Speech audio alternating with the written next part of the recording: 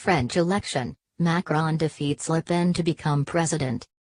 Mr. Macron defeated far-right Marine Le Pen by about 65.5% to 34.5% to become, at 39, the country's youngest president, projected results show. Mr. Macron will also become the first president from outside the two traditional main parties since the modern republic's foundation in 1958. He said that a new page was being turned in French history. "I want it to be a page of hope and renewed trust," he said.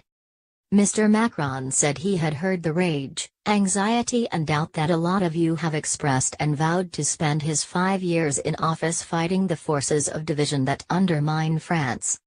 He said he would guarantee the unity of the nation and defend and protect Europe. With 93% of the votes counted, Mr. Macron has about 19.3 million votes, while Ms. Le Pen has about 10.4 million, the French Interior Ministry says. Mr. Macron's supporters gathered in their thousands to celebrate outside the Louvre Museum in central Paris, and their new president later joined them. In his speech to the crowd, he said, "Tonight you won, France won. Everyone told us it was impossible, but they don't know France." But he repeated a number of times that the task facing him and the country was enormous. He said, "We have the strength, the energy and the will, and we will not give in to fear." His mention of Ms. Le Pen drew loud boos, and he said he would do all he could to ensure in future there would be no reason to vote for extremism. Security remains tight in the capital, and there were reports of police firing tear gas at several hundred anti-capitalist protesters near the Ménilmontant metro in the 20th arrondissement.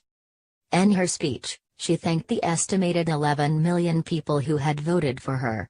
She said the election had shown a division between patriots and globalists and called for the emergence of a new political force. Ms. Le Pen said her National Front party needed to renew itself and that she would start the deep transformation of our movement, vowing to lead it into upcoming parliamentary elections. She also said she had wished Mr. Macron success in tackling the huge challenges facing him. Here were scattered boos as the projections were announced. A few moments of quiet, uncertain chatter followed. Then supporters gave a subdued rendition of the French national anthem. Many were carrying blue-colored roses, Marine Le Pen's chosen symbol.